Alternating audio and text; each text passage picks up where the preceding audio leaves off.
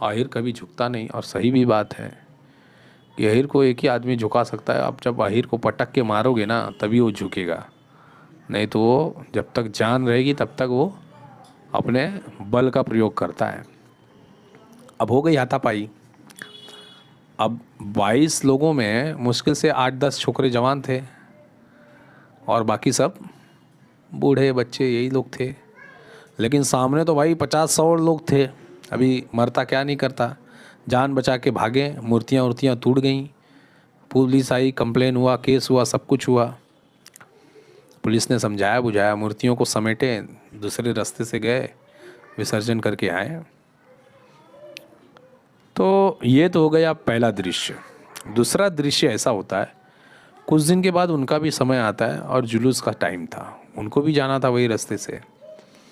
तो कुछ हिम्मती सेक्युलर समाजवादी जब सोचे कि यार उन्होंने जो ऐसा हमको दिया वैसा हम भी उनको देते हैं, तो उन्होंने क्या किया, वो जुलूस को रोक दिया। और जैसे ही रोका 5 मिनट नहीं हुआ, तलवार उलवार लेके सब पहुंच गए।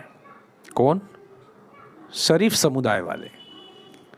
और ये लोग तो डंडा वंडा लेके थे। अब कहाँ 100-150 तलवार। तो जैसा कि जुलूस को रोका गया, वो लोग तुरंत हमला कर दिए शांतिप्रिय समुदाय के लोगों ने यादवों पे। अब यादव जान बचा के भागे थे, वो कम बेचारे जान बचा के भागे। और भागने के बाद अपने घरों में घुसे, कुछ लोग नदी की तरफ भागे, कुछ लोग कहाँ भागे। और जो तलवार लिए थे वो सब लग गया, मतलब जो लेडीज़ गई बीच में बचाने के लिए उन्हें भी थोड़ा मोड़ा खरोच विरोच आई। मतलब जो सेकुलरिज्म था समाजवादी पार्टी के कद्दावर लोगों में, वो एक ही शॉट में निकल गया। एक ही शॉट लगा, परफेक्ट लगा, समझ आ गया।